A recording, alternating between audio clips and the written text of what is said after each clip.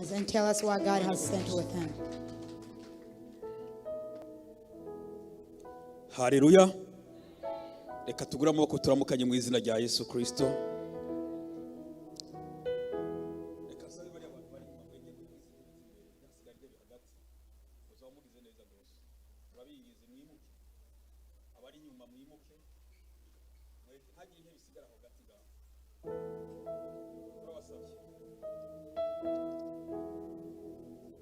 Turabahaye kaze mwese muri ngaha hantu. I will give you welcome. All of you are here. Duhaye kaze n'abari kuri online. And if you're watching us live, we give you welcome as well. Mwebwe mwese Imana ibaduhera umugisha. To all of you, say, may God give you blessings. Twongeye kandi kuremesha babuze. I want again to give our condolence to those who have lost their families. Mwene data Eliezer. Our brothers Eliezer, alongside his partner. Turabaremesheje mu izina rya Kristo. We give you our condolence and give you hope. Twarumvise amakuru ko mwabuze nyogokuru wanyu. Because you heard bad, sad news that you lost your grandma. Cyari gishitsi gikomeye. It was a sad thing. Ariko nta kundi yatanze niyo yatwaye. But nonetheless, the one who gave took. Bitubwira ngo tuzabonana abacu batuva muri twizera. The word says that as long as our faith is strong, we're going to see your brother and sister who left us before. Iyo umuntu agiye. Because when somebody leaves, haba hasigaye ibibazo kuri twebwe dusigaye. When somebody leaves, the only problem is us who are left behind. Ikindi ni icyigisho kuri twe. It becomes a lesson to us who are still alive. Kubw'ibyo mureme. For that we give you a half hope. Pastor yabivuze kandi bushize. Because Pastor stated earlier a while back. Mama David ejo yiriwe hano mu bikorwa by'Imana. Because this mama was here yesterday in the work of God. Ariko Satani ntabwo yanezerewe n'ibyo yazindukiyemo hano hereye saa moya y'igitondo. But Satan was not happy that she was here serving God through the whole day. Atashe mu ijoro saa 7 saa 8. So around 1 a.m. at night when she was going home from work. Agira accident. She got into a car accident. Ndibuka saa 8 bampamagaye. At 2 a.m. they called me. Ico gihe yavuga ngo yumva ubwenge buriko buragenda. I said that at that point in time her mind was not there. Turasenga Imana. So we prayed. Saa moya turunkiye undi yavuga ngo aratashe. And at 7 a.m. we heard news that turavuga ngo Imana ihabwe icyubahiro. She got discharged from the hospital. Nawe turamusuhuje mu izina rya Kristo kandi yihangane. And we also give her a greeting and have hope. We give her hope. Hanyuma uyu musore twabonye umengo n'umushitsi ariko twavuze abashitsi ntihaguru. The young man here we said guests but he didn't stand among the guests. Turakuza umuririmbyi. We know that you are a singer. Burya impano irivugira. See, talent speaks for itself. Tugiye kusifu impano yahagurutse irivugira we wanse guhaguruka. Because when you're present God, his talent spoke for him but he didn't want to speak, but his talent naho yase guhaguruka reka tumwakire mu izina rya Yesu. Don't stand, we raise hand high and greet him. Uva muri Pennsylvania he? Pennsylvania? He lives in Pennsylvania. Urumva ndakuzi. Because I know you. Umwe yavuze ngo nta zindi turagiye. Somebody once said that iyo muba muri hose turababona tu. Because wherever you come, we know who's not. I know who's mine and who's not. Kubw'ivyo Imana ibaho umugisha. So for that, I say God bless you. Reka twongere dusenge Imana. So let's pray to God once again. Dusabe bide twasenga Imana amajambo make. Duhe kazi Imana muri uyu mwanya twongere twumve ijambo ry'Imana. Senga Imana bide twa.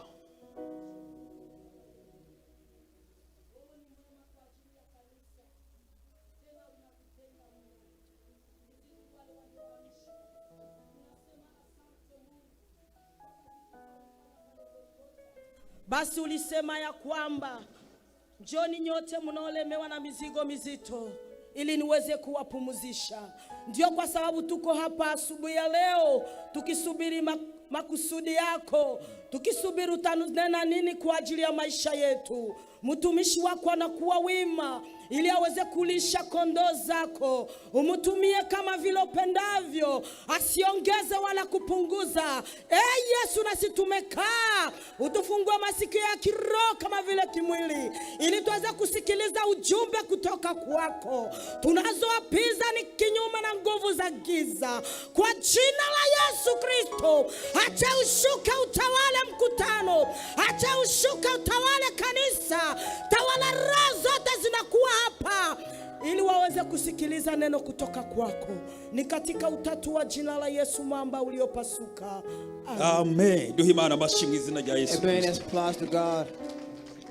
Turasoma mu gitabo cya Matayo ubutumwa bwiza bwa Yesu Kristo bwanditswe na Matayo. Are we going to read in Matthew? Gice cya 24. At Matthew 24, turasoma ku murongo wa mbere gushika ku murongo wa 14. we're going to read verse 1 until 14. Ariko turagenda turasimba gato. We're going to jump chapter by Turaja chapter. gusimba ku murongo wa 42 n'ine na gushika And ku from 44. there, we're going to jump to 42 to 44. Twavuze muri Matayo Again, we say Matthew 24. Matthew 24, Dore ku murongo wa mbere verse tugeze 1 until kuri 14. 14. Haleluya. Amen. Ijambo tugiye kuganiraho uyu munsi The title of the topic of today, I want to converse with turaribona you. hano nyene ku mutwe w'iki gice, I can be found as on the title of that canke reka verse. tuvuge ngo ibimenyetso vyerekana ukugaruka kwa Or Yesu Kristo the sign that showed the returning of Jesus Christ n'ivy'umuhero w'isi. and the ending of time.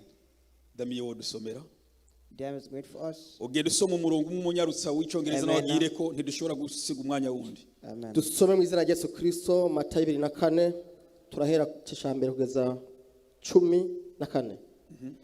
Haravuga ngo nkuko yabivuze mu tweje baravuga ngo ibimenyetso vyerekana uguhona ku Yerusalemu no kugaruka kwa Yesu Kristo. Yesu arasohoka ava mu rusengero, akigenda abigishwa biwe baramwegera ngo bamwereke inyubako y'urusengero. I just left the temple and walking away, his disciples came to him to call his attention to its building. Kabiri, arababwira ati ntimubona ibyo byose, ndababwire ukuri, aha ntihazosigazwa ibuye rigeretse kurindi ridasamburiwe hasi. Do you see all this thing? He asked. Truly I tell you, not one stone will be left onto one another. Everyone will be thrown down. Yicaye ku musozi wa Elayono, abigishwa biwe baramwegera bihereranye, baramubaza bati tubwire ivyo bizobaho ryari, kandi ikimenyetso kizoba iki cy'ukuza kwawe n'ic'umuhero w'isi. As Jesus was sitting on the mountain of Olives, the disciples came to him privately. Tell us, they said, when will this happen, and what will be the sign of your coming and the end of ages?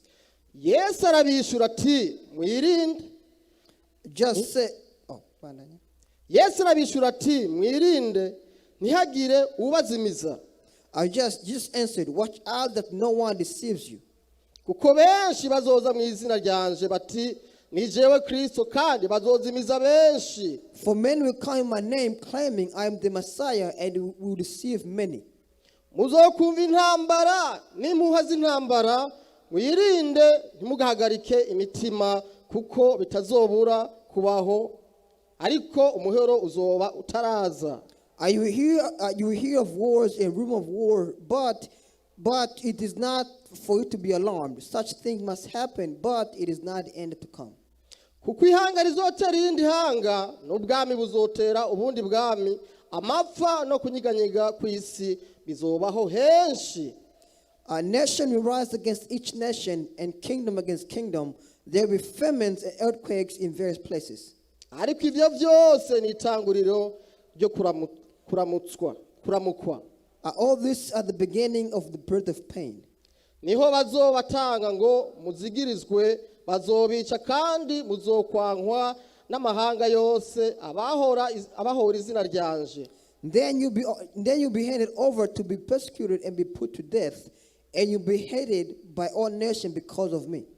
Niho benshi bizobatsitaza, bazoryarukana, bazokwankana. At that time, many will turn away from faith and will betray and hate each other. Kandi hazokwaduka bigira bavugishwa n'Imana, benshi bazimize benshi. And many false prophets will appear and deceive many. Maze ubugarariji buzogwira, urukundo rwa benshi ruzotimba. Because of the increase of wickedness, the love of most will grow cold. Ariko uwihangana agashitsa kw'iherezo niwe azokira. But the ones who stand firm to the end will be saved. Kandi ubutumwa bwiza bw'umwami buzovugwa mu isi yose ngo bube ikimenyetso kibere icabona amahanga yose, maze umuhero uzoca uza. And this gospel of the kingdom will be preached in the whole world as testimonies to all nations, and the end will come. 42. nuko mwame mugavye kuko mutazi umunsi umwami wanyu azoza ko. Therefore keep watch, because you do not know on what day your Lord will come. ariko ibi mubimenye, iyaba nyene urugo yarasanzwe azi igihe igisuma kiziramwo, yogavye ntiyokunze ko inzu yiwe yibwa. But understand this, if the owner of a house had known at what time of night a thief was coming, he would have kept watch and would not have left his house be broken in. 44 nuko namwe mwame mwiteguye kuko umwana w'umuntu azoza mu gihe mutiyumviriye. Amen. Amen. So you must keep ready, because the Son of Man will come at an hour when you do not expect him. Amen. Hallelujah. Hallelujah. Si menshi It's not a lot, kuko abiki gihe bararambirwa n'amajambo avugwa maremare, because many people, they get bored whenever it's too long. ariko satani niko akora. But nonetheless, that is how Satan works. Hallelujah. Amen. Tumaze kumva amajambo y'Imana hano dusomye, I have heard the word of God here as we have read. twavuze ngo ibimenyetso vyerekana kugaruka kwa Yesu We Kristo say that the signs of the coming of Christ n'ivy'umuhero w'isi. and the ending of time. Kuri uyu mutwe w'ijambo kuri iki gice Because the topic of this verse, tubonamwo amajambo abiri Yesu yavuze I will see two things that I just said. ngo ibimenyetso vyerekana uguhona ku Yerusalemu He said that the sign of the destruction of Jerusalem n'ukugaruka kwa Yesu Kristo. and the return of Jesus Christ. Yesu ari kumwe n'abigishwa biwe, When Jesus Christ was along with his followers or disciples, ari kwigisha mu rusengero. when he was teaching the church, Ico gihe yaravuye mu rusengero, at that time he was leaving the church. noneho abigishwa So the disciples, n'abantu bari bazi ko ari umuntu w'umunyacubahiro. they knew the people he was an honorable man. Uzorabe n'igihe Yesu asengera abana, hezagira abana. Look closely. Whenever Jesus Christ was blessing the kids, Abigishwa bari bazi ko Yesu nta wundi muntu yomukorako, because the father knew that nobody could touch him. bakankamira abavyeyi b'abana kugira ngo ntibazane abana kuri So they Yesu, started the parents to bring the kids to Jesus Christ, kuko ntibagomba uwundi muntu yoshobora because kumwegera. they wanted nobody else to go and touch him or get close to him. Bagerageza kumuha icubahiro n'iteka ryiwe. They tried to give him the best honor and pride Iki and gihe glory. Yesu asohotse avuye mu So rusengero, at that time when Jesus Christ was leaving the church, noneho abigishwa so baramukurikira, the disciples, they followed him. batangura kumwereka. They started, they were showing him Raba urusengero ingene rumeze, and said, look at the church, how the rwubatswe church is. neza, It's built well. rwubatswe n'amabuye y'igiciro, It's built with the kandi beautiful rurakomeye, stones kandi and expensive rurakomeye. ones, and it's very strong and sturdy. Bari bazi ko Because they knew that Yesu aca avuga ngo Jesus Christ was going to say, nimuhezagirwe mwagize if you neza. turn to be blessed, you did well. Ndabahezagiye kuko I'm mwakoze. blessing you because you did a good job. Niyo nyishu bari biteze, They were expecting that answer. ariko babwira amajambo abacanganyisha. But he said words that got them confused. Uru rusengero tuvuga Because the church was saying, ubundi was bwo talking about, iyo dusomye Bibiliya because if you read the Bible, dusangamo insengero zitanu. we say about 5 churches. Urusengero rwa mbere The first church, ni urusengero Imana yabariye Mose kubaka the iryo hema church God ry'ibonaniro. told Moses to go and build, that is where they will see a connection between him and God. Icyakuriye ihema ry'ibonaniro So it was called the tent of God, rwabaye urusengero rwa Salomo. and there was the church of Solomon. Haleluya. Amen. Urusengero rundi rwakurikiye Another church that followed, ni urusengero rwubatswe na Zerubabeli it was a church that built by Zebel. na Nehemiah na ba Ezira. Alongside and Igihe Nehemiah. bavuye i Babuloni Because once they left basubiye mu gihugu Babylon, cyabo cy'amasezerano, going back in the land of promise, bubatse urusengero so they built a church. barwubaka ahandi nyene urusengero rwari ruri rwa Salomo, They built a church where Solomon's church was at, ariko bubaka ruto. but they built a smaller version. Igihe bagwinjira, So when they went into the church, abasaza canke abatama bigeze kubona urusengero rwa Salomo, the elder who have seen Solomon's church in the past, bararize kuko ntirwasa n'urwari ruhari rwa they Salomo. cried because the church they could see now was completely different than the church of the Ariko past. imisore canke abandi bakiri bato bavutse But batarubona, the new generation who did not see the church as Solomon had bagize built, umunezero udasanzwe.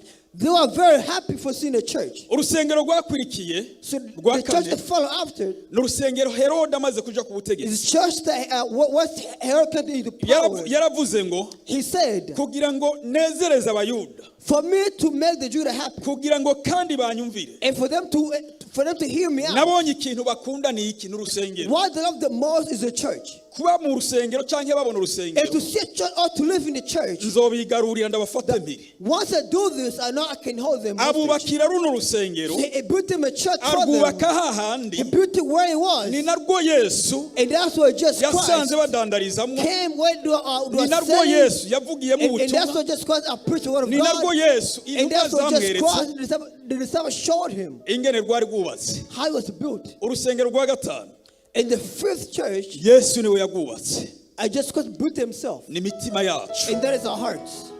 niko Pawulo yabivuze mu That's Bakorinto what Paul said in Corinthians. ngo mbega ntimuzi ko muri urusengero That did you rw'Imana not know that you are the church of God? ngo umuntu niyonona urusengero That if rw'Imana a person destroy God's church, Imana izamurandura God will destroy them. kuko mwemu canke umwuka Because the Holy Spirit atuye muri twe resides in us. niyo mpamvu turi urusengero And rw'Imana that's why we are God's church. mu bihe birenganye by'isezerano rya kera But then in the Old Testament, ntabwo mwemu canke ntabwo Imana yaba mu muntu God did not see a person. mwemu yaza rimwe ku muntu igihe agomba But the rest kuvugisha became the person at a time when they're going to be prophesied. hari icyo Imana yamutumye Or if God sent them, or God was going to uru send them. rusengero rero Herode yubakiye abayuda So the church that Herod built for the Jews, nirwo intumwa zamweretse so the followers showed to Jesus Christ. babura ishimwe bari biteze And they were waiting for a praise or niho a niho compliment. twasomye kuri uyu murongo That's what here we read. hanyuma ngo ku murongo wa kangahe niho twavuze ngo Yesu arabishura So ati Jesus Christ replied and said, mwirinde Be careful. reka asubiremo hajya duhere ku murongo wa kabiri arababwira ati ntimubona ibi byose He said, do you not see all these things? ndababwira ukuri That truly I tell you, aha ntihazosigazwa that there will be nothing left. ibuye rigeretse ku rindi ridasamburiwe hasi No stone be left upon another. They will be destroyed to the birabacanga So they were confused. uru rusengero rwubatswe imyaka 40 They say, the church built for many years. uvuze ko rugira rusambuke And you say that it's going to be destroyed. baramureka So they let him be. noneho ngo Yesu ari ku musozi wa Elayono Well, just Christ was on the Mount Olives. kuko Yesu yakunda kuja gusenga Because just Christ loved to pray. abigishwa ngo baragenda The disciples came to him. baramwihererana They got close to him. They got close to him in private. kwihererana bisigura ngo nta bandi bantu bari When we bahari say in private, it was only them and Jesus Christ. canke baramubonanya Basically, they got to him in private. baramubwira bati And they mwigisha said, teacher, tubwire tell us. we wavuze ngo You said that church, nta kintu na kimwe kizosigara kidasamburiwe that hasi nothing, the everything will be destroyed to the foundation. washatse foundation. kuvuga iki What do you mean? haleluya Amen. washatse kuvuga iki What did you mean? hahandi Yesu yarabishyuye kuri kane On 4 he replied. ubwa mbere The first thing he ngo said, Yesu arabishyura Jesus Christ answered. ati mwirinde He said, "What? Be careful. ntihagire ubazimiza The night deceives you." icyo nicyo kintu cya mbere yahereye That's the first thing he said. kubera ko muri iki gihe Because in that time or this time, kuva mu myaka ya 70 after the 70s, Yesu amaze kuva ku isi when Jesus Christ left the earth, abantu b'Imana canke abayuda bari bizeye Kristo the Jews who believe in Christ or who believe in Jesus Christ, barishwe they were killed, baricwa they were hated, they were killed bahorwa kwizera Kristo because they faith in Jesus Christ. noneho mu mateka ya Bibiliya bavuga ngo And the Bible says iyo hageze mu ijoro that whenever it was at night, bafata bakabatekera ku bitwazi that many were held hostage. bakababohesha imigozi They were tied down. noneho kikiruka kikabakwega mu nzira mu So ibarabara many were tied down the horse, and the horse would run, and they were being pulled. bakicwa no kubururwa hasi And then they were killed by being dragged down by horse. bahowe iki Why? kwizera Kristo Because of their faith in Jesus Christ. biraduga And biraduga it continued. uko imyaka yaduga And as time was going, niko abakristo baguma bicwa and that's how many believe in God was killed. hageze n'igihe It got to a time umwami Titus that the king Titus, agiye ku ngoma when he came to asambura rwa power, rusengero he destroyed the church. bya bindi Yesu yavuze The word just said ko urusengero that the ruzosambuka church was going to be destroyed. birashika It came to be. haleluya Amen. mwirinde So be careful. reka nkubwire ngo So let me tell you this. wirinde muri iki gihe turimo Protect yourself nowadays, turi mu gihe cy'iherezo because we are on the edge of Yesu end of agira time. ze Our Christ is about to return. Yesu ari hafi The just Christ is close to returning. Imana yahaye Bibiliya Because God blesses us with the ibihe Bible. 9 biyigize It has nine categories. ariko bamwe bashobora kuba bavuga ngo ni ibihendwi. Many must say it are 7 days. ariko iyo usomye ingene ibihe byagiye bikurikirana, But if you follow uko ikintu cyagiye gihinduka, Imana itazana umugambi izana uyundi kugira ngo ikize abantu, how God changed things when each kingdom had its own time. usanga ari nk'ibihe 9. And you see it's 9 ariko days. ikintu bahurira ko benshi But the one thing they mostly come into ni connection igihe cya gatandatu. is the 6th thing. Iki gihe cya gatandatu So this 6th thing, nico Yesu yajemwo, that's what just Christ came. nico turimwo, And that's what we're into. nico gihe bita ngo ni igihe cy'ubuntu, It is called a time of grace. nico gihe bita igihe cyo kwihana, It is called a time of repentance. nico gihe twita kwizera, It's a time of belief. nico Of gihe turi faith. gutunganirizwamo, And this is when we are preparing ourselves. nico gihe umugeni ari It's the time when the gutunganirizwamo, bride is getting prepared. nico gihe turindiriye, And it's the time that we are waiting. nico gihe ubutumwa buriko And it's the buravugwamo. time the word of God is being preached. Ibihe bindi bikurikira bibiri bisigaye imbere So, and after the everything that comes after that. ni iby'ibihano n'ibyo kuza gutora umugeni And w'Yesu from then Kristo. you'll be a time for the bride to be taken, punishment, and Turi mu gihe cy'ubuntu n'ikivugabutumwa because nico now kwezi. we are time of grace, repentance, and being cleansed. Reka nkubwire ngo wirinde ntihagire tell this. kuzimiza. Be careful that nobody sees Ku you. murongo wa 5 aratangura kubabwira ikimenyetso cya kabiri Verse 5 is ngo telling the kuko sign. benshi bazoza mu izina ryanje The men bati who come my name is saying, ni jewe Kristo, I am the Messiah. kandi bazozimiza benshi. And they will deceive many. Ngo benshi bazoza The men who come, bitirwa izina rya Kristo, men who come in my name, bavuga bati ni jewe say that Kristo, it's me, I am the Messiah, I ngo am kandi Christ. bazozimiza benshi. And they will deceive many. Sinzi ko mumaze kubibona. I'm not sure if you have seen this. Hari ibintu byinshi bimaze igihe bikoreka. This medicine that's been happening around the world. Mu myaka iheze twumvise n'amakuru muri Kongo, Years ago, we heard in Congo, umuntu yagenze hejuru y'amazi ngo ni Yesu that agarutse. person walked on water and said they're just Christ. Abamukurikiye babaye benshi gose. Many followed him because they claimed that he claimed he was just Christ. Hari n'abaguye mu mazi mu kiyaga. And some fell in the ocean. Abava mu bihugu bitandukanye bajabuka muri Kongo ngo bagiye kuraba Because Yesu. many were going to see this Jesus Uwo yita ngo ninde ni Yesu. because he claimed he was Jesus Christ. Hari abahungu bari mu Rwanda nabonye bakinyaka muvi nanje ndaraba mu muvi gato. Some boys in Rwanda Ariko play a movie. ndabizi ifise ikimazi. I watched the movie, but movie has a Kuko purpose. mwebwe It abandi goes. baraba byose bakaraba n'ibyo batoravye. Because many watch movies that meaning has Aho meaning has no ntiduhendane meaning. niko muri benshi. Many of you do.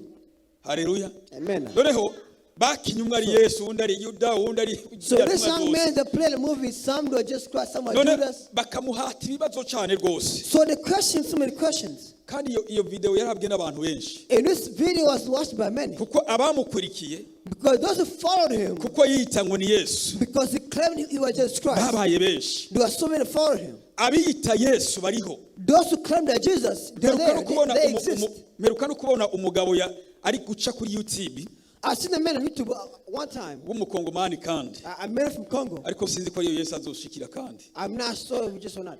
But, Aheruka gushinga ishengero. he created a church, or built a church. Kuba abapastori canke abakozi b'Imana barongora umugore umwe no kwihenda.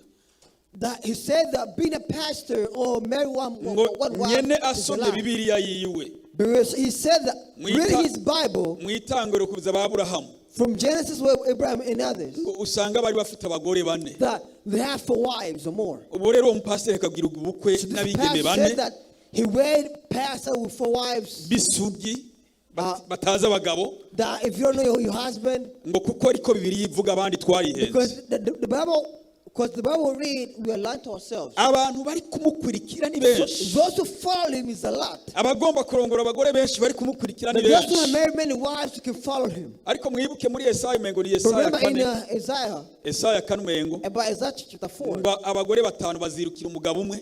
the 5 wives follow one husband. Bamusabe ngo turasabye utwitirirwe ubu umugabo And he wacu. said, please marry us so we can be your wife. Tuzogufasha You are ibyo ugomba husband. byose. We're going to support you in whatever way you want. Ibyo byose ni ibimenyetso byo kugaruka kwa So Kristo. this is a sign of the returning of Ngo Christ. abantu bazozimiza benshi. The men who deceive a lot of people. Abantu benshi bari kuzimizwa n'inyigisho zitandukanye. Many are being deceived. Kubera iki? Why? Kubera kudasoma Bibiliya neza. Because they don't read the Bible in truth. Hari igihe umuntu asoma akarongo runaka. They read one verse. Ego nk'uyu mugabo ko Okay. yavuze. True, okay. What the man says is true. Aburahamu yagize abagore batatu, Because Abraham had ariko 3 hari wives. amadetaye byaciyemo But there were rules that he followed. byatumye agira abo bagore batatu. There were reasons why he had 3 wives. Amen. Amen. Ntiyapfuye kuyorora nkuko He uwo didn't mugabo marry 3 yayorora. wives just because.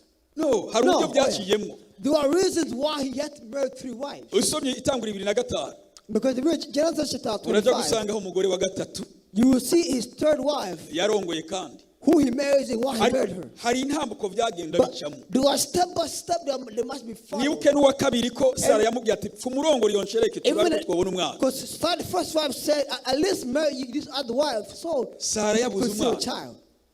Haleluya. Amen. Rero umuntu agaca asoma agashoga ati aha Somebody ndabayora umunsi. they read a verse and say, they say, Ntuyore siko birivuga. do not be deceived because the Bible is not what it says. Utungwe rero nyene ufise. Ku murongo wa gatandatu Be happy online 6. reka subire kuri gatanu kuko benshi bazoza kuri gatandatu. Therefore many come and Muzokumva say, intambara n'impuha z'intambara. and you will hear wars and rumors of wars, Mwirinde ntimuhagarike imitima but do not be alarmed. kuko bitazobura kubaho. Therefore this thing must happen, Ariko umuhero uzoba utaraza. but it is not ending of time. Ngo muzokumva intambara n'impuha You're gonna z'intambara. hear rumors and wars. Haleluya. Amen. Intambara zirahari ntizihari se. Is that wars or not? There's wars. Ariko But- mube makini cyane. But do not be careful or be aware. Aburahamu yarwanye intambara, Because Abraham fought back wars. Dawudi yarwanye intambara, David fought wars. Abisirayeli bagiye bahura Israel n'intambara. went through wars. Ariko mu gihe cya Yesu nawe But through just time, abo barwanye intambara bijana n'ico gihe they fought wars in their Yesu time. aduha isezerano rishya rindi, But just God gave us a new promise. atwereka ko natwe And nk'abamwizeye he said, as we believe in his name, ibimenyetso bizotwereka ko agiye kugaruka the sign is shown of his returning. ari ibi turiko turumva. As this we are hearing or seeing. Tuzumva impuha We are z'intambara going to hear words and rumors of wars. n'intambara. And we're going to hear Ubwami wars. buzotera ubundi bwami. But kingdom fight against other kingdoms. Ukwirikiye isi aho igeze muri iki gihe. If you follow where the world is, Ubu bavuga ngo ukankorako nanje ndakwereka. because some say if you touch me, I'll show you. Uwundi akavuga tukihenduka mushigikira nanje njanije. Some said that if you support him, if you support him or her, I'll Hallelujah. show you. Amen. Ubwo buri president washavuga ati nkafasha ujya And the president says, ujya mugabo acanyinjirira. if you support him or touch him, they'll come against me. Icyo akora ni iki? And what they'll do is this. Tuza twumva ngo bafatiwe ibihano, Some said we'll take a punishment, dufatiye igihano kijya gihugu, or we'll take a punishment against dufatiye this igihano country kijya gihugu. or against this nation. Kubera iki? Why? Ari kwirinda Because he's trying to protect kugira ngo himself, ntasuke y'umutwe. that he don't get involved. Kuko ujya wundi aba yiteguye. Because the other is getting ready. Intambara turi muri zo. The wars you're going through, Ubwami butera ubundi nibyo the turiko kingdom turabona. are fighting against other kingdom. We can see this now. Amapfa no kunyiganyika ku isi birahari. The earthquakes are here, exist. We can see them. Tukicinjira hano muri iki gihugu. When the first time we entered into this country, Ufite amadolari 100 wazanye imfungurwa nyinshi cyane rwose. $100 could buy you a lot of food. Ubu ufite amadolari 100 urasuma se? If you have $100, can you shop? Bavuze ngo n'amazi gusa. Someone said if you have water, you couldn't buy water. If you have $100, you couldn't buy water. Mperuka kugenda kuri Sam's Club. I went to Sam's Club. Ntwara amajana 3. It took about $200. Barapanga mu bigari abana. They put food in the basket. Noneho bagiye gupima. And when they were getting to scan, Ya majana 3 ararenga. the $200 passed. Aho babishize nka urumengo ntavyo. And I was looking at the basket, but the basket was empty. Hari cyari mi box gusa abana batoye z'chicken n'utundi tuntu. And a box of chicken and other food in my Ndavuga kids nti took. inzara yinjiye. And I said, famine has come to be. Isi ahigeze. Because where the world is, Mu bihugu byinshi bya Sahara. there are many countries like in Africa. Abantu bari kwicwa n'inzara. Many are being killed because of hunger. Ishirahamwe rijeze impunzi UNHCR. The UNICEF countries that are in charge of riri kugerageza immigrants kumenyesha or ibihugu byose refugees. They're trying their best to go in many countries kugira ngo bitange ifungurwa zo gufasha to abantu. give food to support these people. Kubera iki turi mu gihe cy'inzara. Because we are going through famine. We're going through Ibyo hunger. Yesu yavuze nibyo The turimwo. workers are saying is what we are saying now. Ibyo byose bimenyetso byo kugaruka kwa All is Yesu a sign Kristo. of the return of Jesus Christ. Bwana Yesu asifiwe. Amen. inzara irahari There's hunger exists. namba wewe uraruri If you sleep at night, what's your hariho abandi barara batari. There are men who sleep 9 days without Tumaze eating. iminsi twumva amakuru muri iki gihugu, We heard news in this country. bamwe bavuga ngo hageze igihe cyo gusuma ushira ibintu mu nzu, The men are saying it's time for the shop food and kuko put it in the hagiye house. kugera igihe imfungurwa zizobura. Because there'll be a time where food will be scarce. Haleluya. Amen. Urunde mu nzu ushire mu nzu, The ariko kind naho of food urunda and put it in bizohera, your house. Even if you do that, ugomba ugire sto bizohera, even if you could stack food in your house, it ntuzi will umwanya disappear. bizajana se. Because you never know when. Bwana Yesu asifiwe. Amen. Ubu ejo twumvise amakuru agenda arengana, I yesterday we heard news. perezida nawe w'igihugu abishingira intahe The president of this country will give a ko hagiye testimony kugera n'igihe that there will be a time n'amafaranga ufite muri banki ushobora kugura account yawe ntushobore that even the money you kwemererwa. count, you might open the bank account and your money will be empty. Abakunda kumviriza amakuru mu ibyo bintu biri In further news, account yawe udashobora kwemererwa kuyugurura, that even a bank account, they will not allow you to check how much in your account. bigusaba kugira cash uzoba ufite mu nzu, So that it might be needed to have cash in your house. kuko ntuzogera kuri banki ngumene ntibishoboka baroca bagufunga. Because if you go to your bank account, they might jail you. Ntuzogera kuri ATM utarike rujya runtu bazogutarika nawe. Because if you go to ATM, they might take you too. Bigusaba kuba muri Kristo, So you must be in Christ. kuko Yesu agira azi. Because Christ is getting ready to Ku return. murongo w'indwi haravuga ngo, And verse 7 says, navuze kuko ihanga rizotera irindi hanga, as the nation will rise against the n'ubwami nation, buzotera ubundi bwami, the kingdom against the kingdom, amapfa no kunyiganyiga kw'isi The bizobaho henshi. the famine earthquake will be in many places. Isi izonyiganyiga. The word will be shaken. Muri iki gihe ibi tuvuga ngo isi izonyiganyiga, When we say the word will be shaken, abahanga bajejwe ikirere, those who are in charge of aba bavuga ku kwezi, those astronomer goes into space. bafite ubwoba ko They are afraid bivanye n'igitigiri cy'abantu bari ku isi, because of the world population. bari kubona ko isi igiye kuremerwa, They see that the world is getting overpopulated. itangure kuzungazunga. That it might start shaking. It must be. Isi It must start ifite abantu shaking. barenga biliyoni 7.9. That the world is over 1 billion people. Mu myaka ibiri irenganye batanze 2 years igiharuro, ago, they gave an estimate. bari bafite biliyoni 7 n'imiliyoni 753. That it was estimated there were about 7 billion people on earth. Muri uyu mwaka turi biliyoni 7.9. But now it's about 7.9 Bavuga ko mu Million. myaka iri imbere, mu They myaka said, 60 they said imbere, in about 6 years or more, abantu bazikuba kabiri the people that will build more, tukaba 14 billion, that the people will, ntituzoba tugishobora kubona aho tuba kuri uyu mubumbe if we w'isi. go over 14 billion people, that will not find a place. Ibi ni ibintu biriko biteye ubwoba bakuru, These are things that make you afraid or bigaragaza alarm ko isi iriko you. Show iranyuganga. that the world is being shaken. Icyo bariko bararondera ubu, So the one thing they are looking for, bari kurondera iyindi si, they're looking for another word. bari gutegura iyindi si They're looking for another word. muri iyo myaka 60 In these 60 years, iri imbere, or in these 60 years, ko abantu ahead, bazoba bamaze kubashikanayo. that people could go and live in another planet. Umubumbe w'isi bita Mars.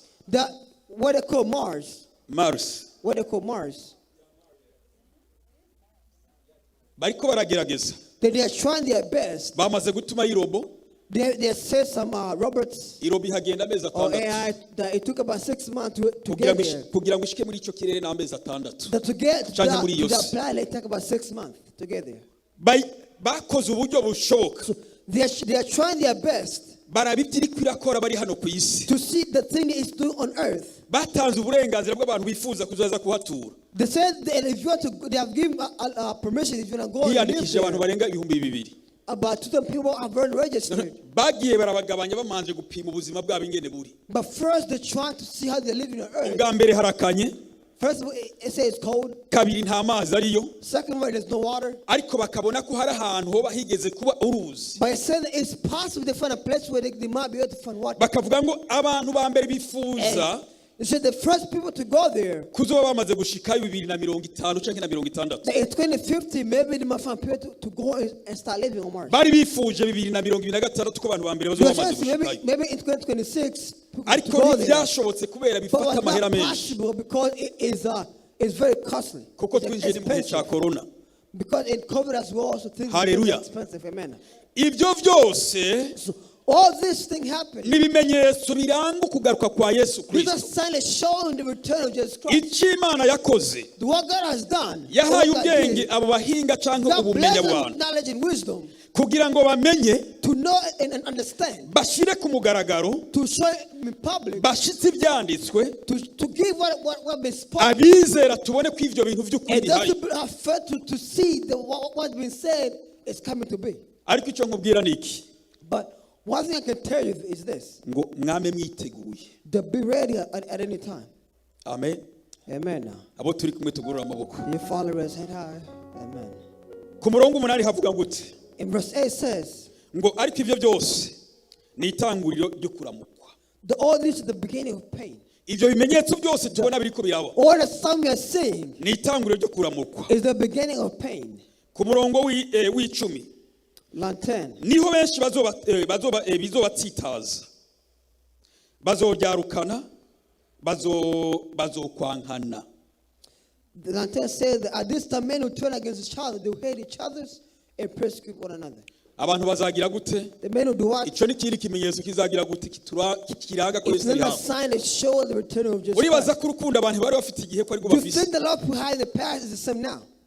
Abantu barankana iki gihe bikabije gose. People hate each other so much Bazoryarukana. that they will hate against one another. Mariko 13 ku murongo wa 12 Mark 10:13, ngo umwana azanka umuvyeyi amushore bamwice. the child will hate their mother or parents and they will sell them. Uwo Be killed. bavukana ashore mugenzi we nawe The sibling will bamwice. say their siblings will get killed. N'umuvyeyi nawe ngo azojyaruka umwana kugira ngo bamwice. And the parent will say their child to be killed. Aho habuza abavyeyi nta bavyeyi urumva barira. Have you not seen parents crying? Abavyeyi bari kurira. Parents are crying nowadays. Ivyo byose ibimenyetso byo kugaruka kwa Kristo. It's just a sign of showing the return of Jesus Christ. Hari abavyeyi babuze amahoro muri iki gihe. Some parents cannot find peace Avuga ngo Imana irazinderera gusa. because some parents said only God knows. Umwana atagihuza n'umuvyeyi. Because a child and mother cannot, N'umuvyeyi atagihuza n'umwana. the parents and child cannot get along. Hari irindi jambo Vice versa. urwaruka ruvuga ubu. Many youth love to say this. Aravuga ngo I am 18. Many say that nowadays a man Afite abana bisigura ko afite uburenganzira bwo kwiga mean that kwigenga. because of the age they got the freedom to do whatever they want. Ivyo ni ibimenyetso byo kugaruka kwa Kristo. These are signs showing the return of Ubundi Jesus bwo Christ. But usually umwana ntakuri wabo. a child cannot grow on Siko birisebaga. that Ugomba usaza ugomba ukure. no matter how old you are, Uguma uri umwana ku muvyeyi. that as long as you are in your parents' household, you are still a child. You cannot be an Mu adult. rusengero in somebody's abantu household. barankana ataco bapfuye. In the church, men hate each other for no reason. Umugabo n'umugore barankana igihe batorana bari bafite urukundo rwiza. A couple hate each other. Back then they had so much love. Ya mazina sheri shushu Sherry, baby Shushu, baby, and others. bo ubu bongera ko nayandi umwe ngo ni be. Some not say bae. Baheruka bari muri be. Some say bae. Shu Bae, shoe, sheri. Sherry. Ibyo nivyo baheruka. Now that's the thing you should say in the past. Mugabo ubu Now it's a distant memory. But nowadays, ibada ya nyumbani imesimama. that the love in the household has stopped. Bitahura bakaho. Ni muzungu wa ine. Some say it's hate. But now they sleep opposite beds, all different beds. Icyumba kimwe kiri hari ikindi kiri hari. Some maybe different beds, or some bed, the room, but different beds. Ibyo byose ni ibimenyetso byo kugaruka kwa Kristo. This is a sign of the return of Namba Jesus ubona Christ. hari ingo hari ibyo bintu. If you see this family that's gone through this, Menya ko Yesu ari hafi. no, they just cross is close. Ibyo nibyo yabwiye abigishwa. Because this is why he told his Ko abantu followers, bazankana. the men who hate each other, Urukundo rwa benshi the love of ruzotimba. men either be cold. Abari bakundanye ubucuti Those that buzahera. love of men each other be hate. Babandi bitira best friend. Those are best friends. Best friend We're getting bizarangira. fat, they'll be no longer. Byaramaze no kurangira kandi. We're getting fat, be no Kubera longer. iki? Why? Turi kwinjira We are mu entering. vyanditswe We enter in ibyo the. Yesu yavuze. We're entering on what Christ has said. Amen. Amen. Ku murongo wa 11 Line 11 says, ngo kandi hazokwaduka abigira bavugishwa n'Imana. and Benshi bazimize benshi. many false prophets will appear and deceive many. Abigira bavugishwa n'Imana. Those who call themselves to be Dusomere prophets. muri Petero wa 2:2. Let's read 2 Peter.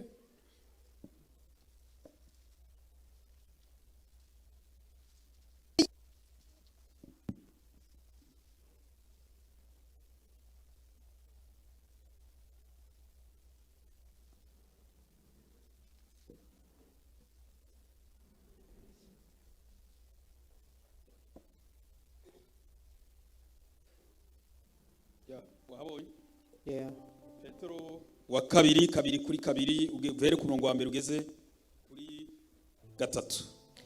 Dusome izina rya Yesu Kristo, Petero wa kabiri igice cya kabiri turahera umurongo wa mbere kugeza kuri gatatu.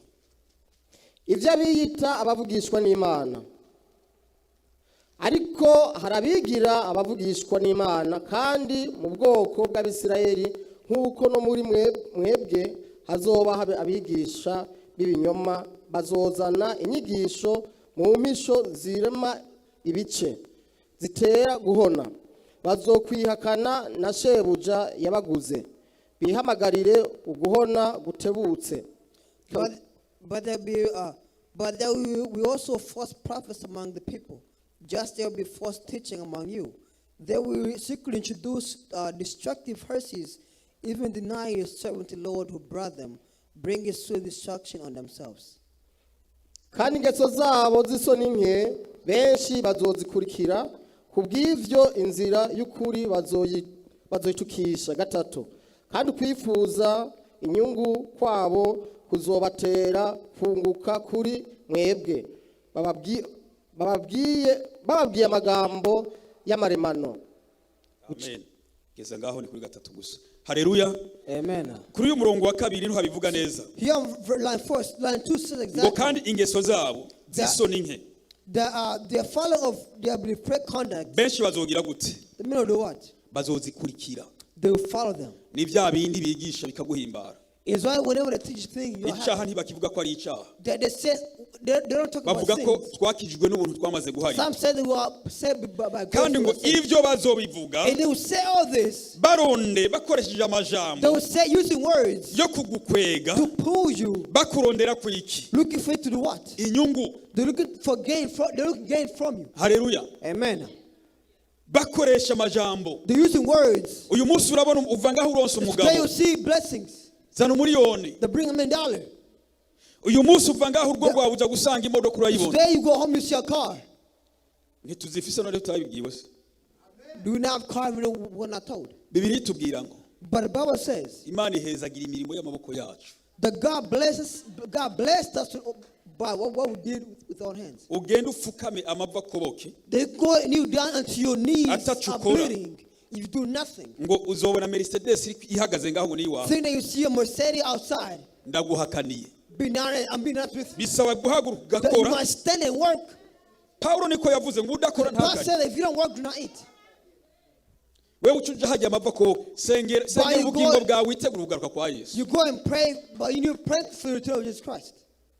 Abakristo benshi iki gihe Because many Christians nowadays, bakunda kumva they love to hear, amajwi y'umugisha.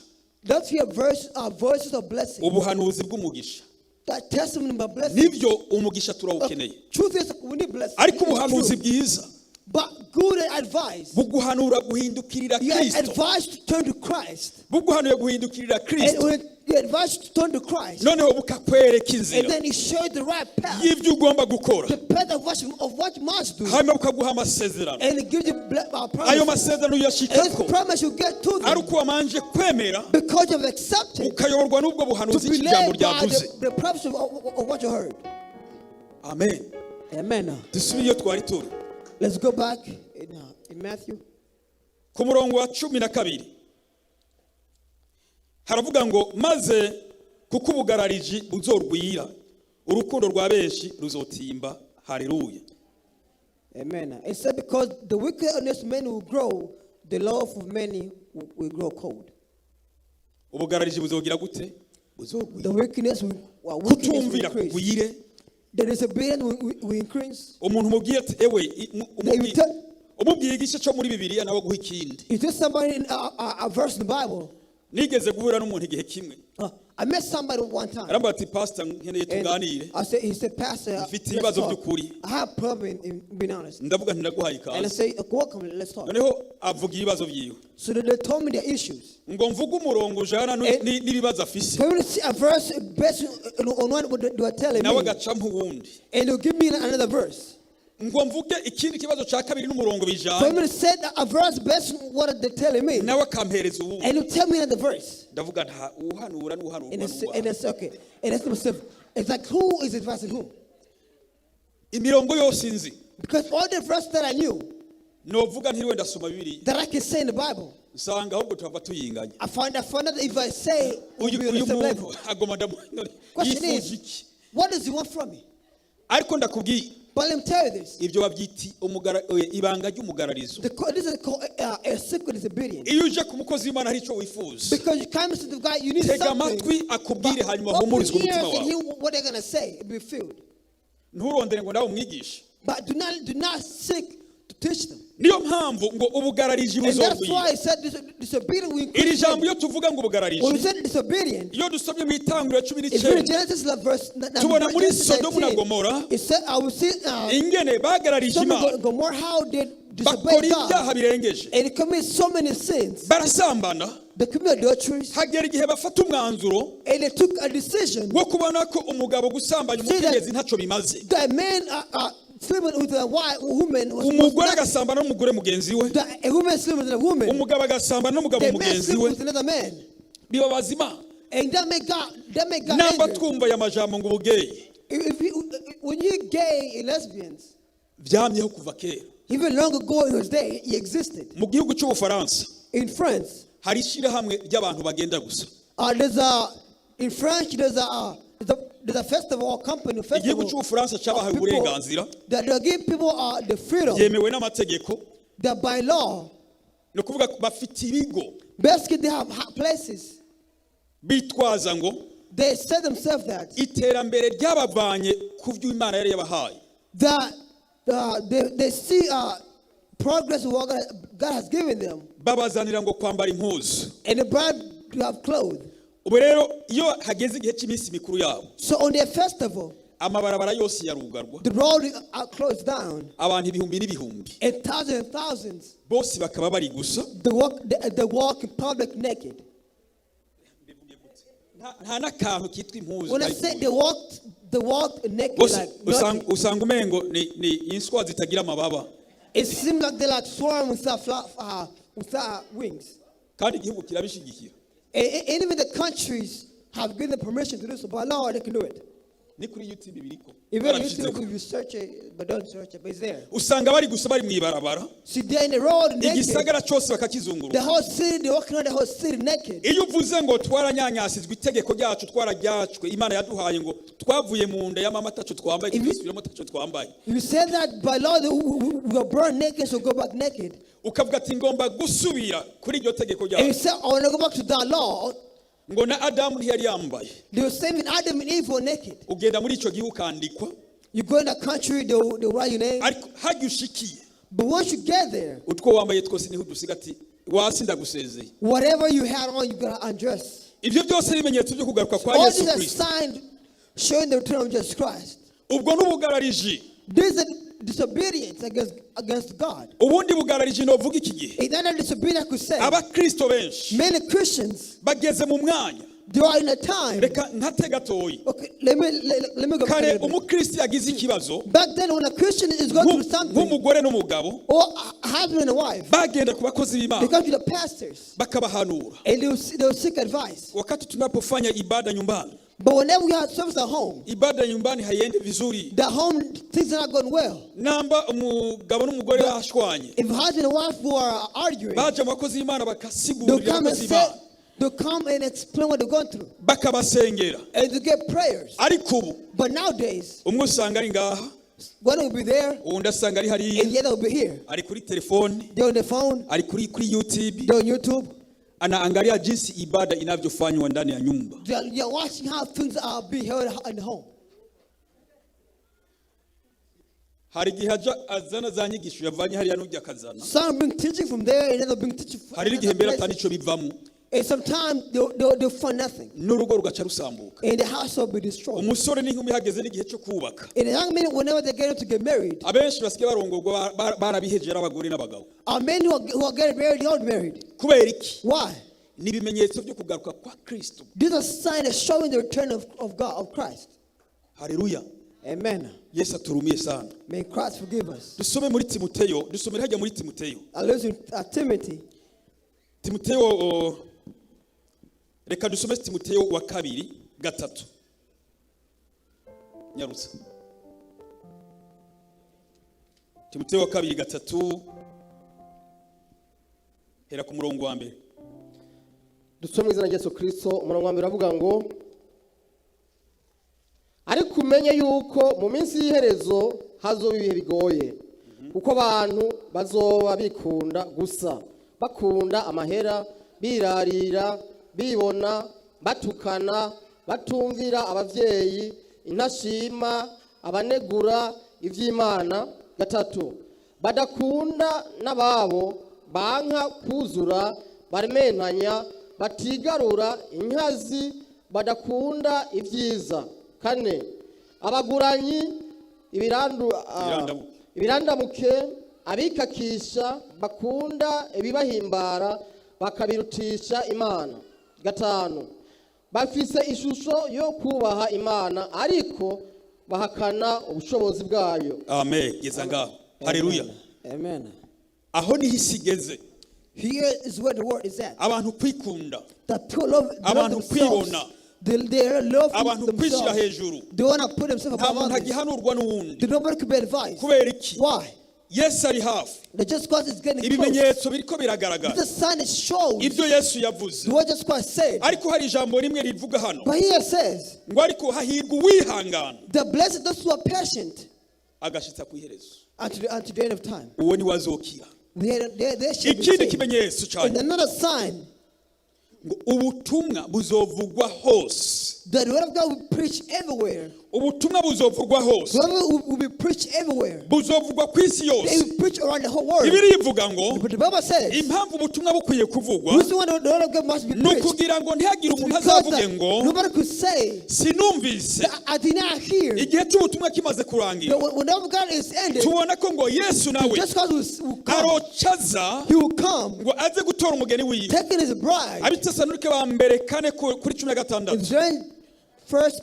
niho tubona ayo majambo ngo azohagarara mu He kirere will stand in the cloud ari kumwe n'abamarayika benshi alongside with his angels, bazavuza inzamu. and he will stand his trumpet. Abapfiriye muri Kristo Those Yesu who died in Christ, nibo bazotangura that kumva iyo was nzamu resurrected first, ngo natwe bazoba and bariho also still alive. tuzoteruranwa nawe We will take him tumusanganire mu apart to bicu gather him in the cloud. ngo niho tutazosubira kubabara Then umutwe we byose will be whole no more, tunezeranwe nawe.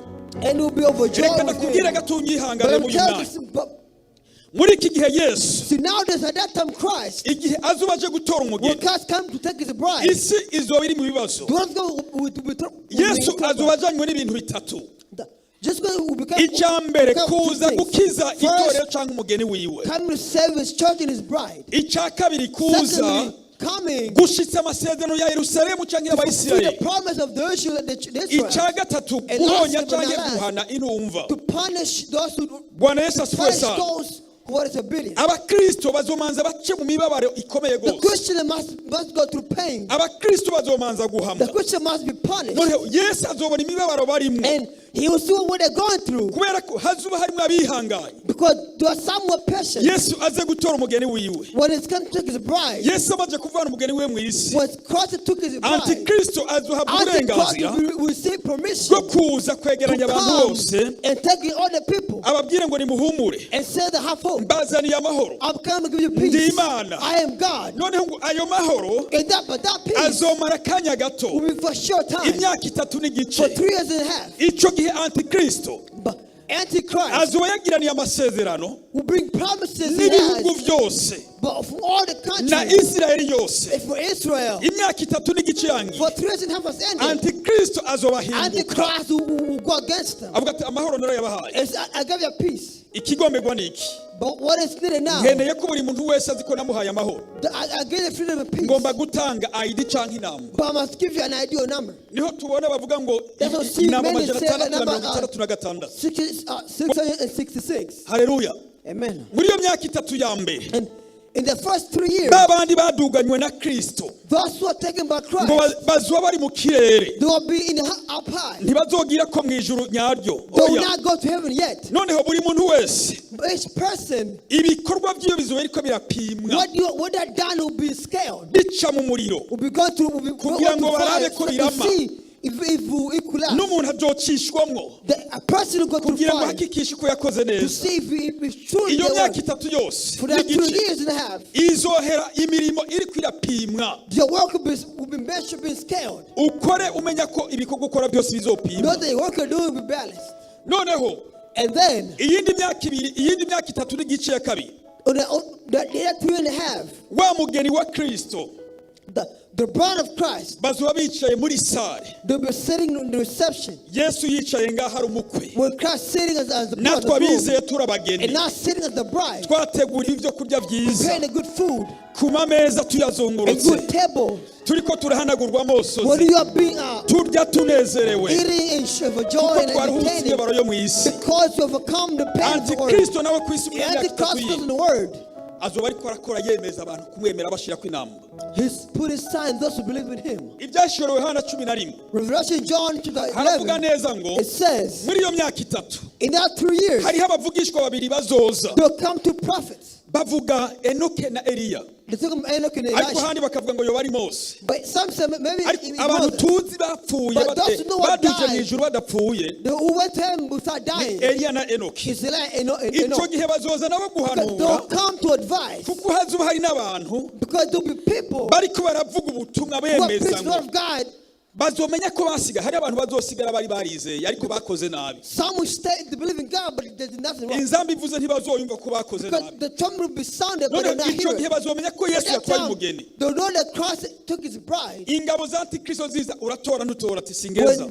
When they come and say, you take or not, it's a no. Uricemera Kristo canke numwemera ati ndicemera They'll say, Kristo. believe in Christ or not, they'll say, believe in Christ. Ngo abo bahamya nibaza kuvugishwa, But when the prophets are coming to the prophet, Antikristo azobica. Antichrist will kill them. Ahejeje kubica Once they kill them, ngo bazomara iminsi itatu n'igice they'll take 2 days and a half. babarabisha amaso, When they were alive, babarabisha amaso, or they look at them, nta muntu azoba yemerewe kubakorako. nobody could touch them. Noneho iminsi itatu n'igice iheze But after 3 days and a half has ngo ended, bazongera babe bazima, but they'll become alive again. bababone bahagarara, They'll see they will stand again. bitera ubwoba abantu People will be afraid. ngo nk'uko Yesu yapfuye akazuka As Christ who died and was ari we resurrected, mwami wabo, and is their king, niko nabo bazopfa bongere baciye they umwanya will baduzwa die kandi. and be resurrected.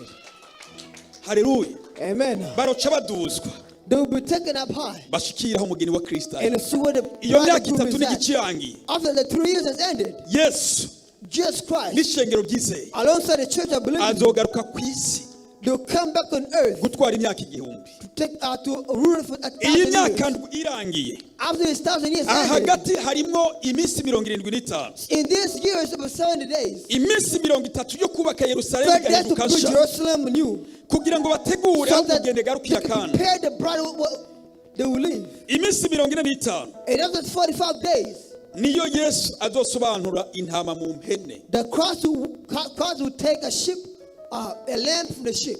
Ba bandi bapfuye bishwe bavuga ati nzira Kristo, They will take the lamb from the goats. n'abazoba ari bazima bakikigegeje, The those who died because of Christ and the those who are still alive. nihazobegeraniza hamwe Then he will guard all of them.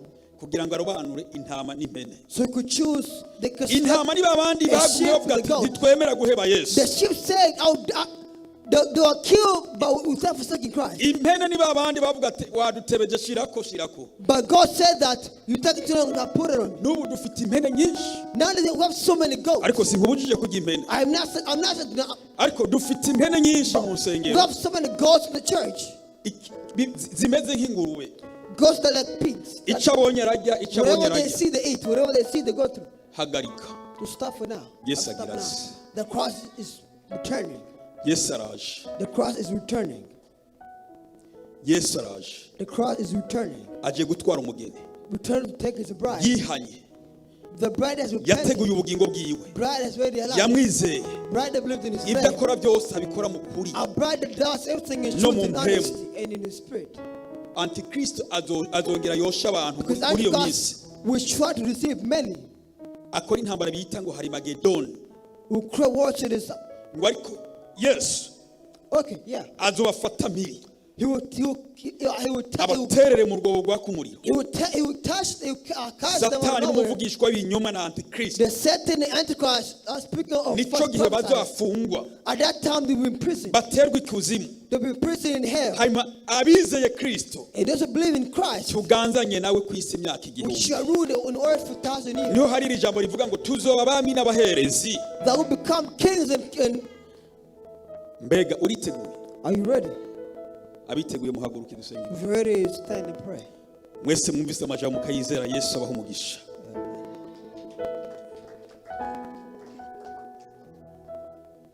Tugomba gusenga Imana. We're going to pray.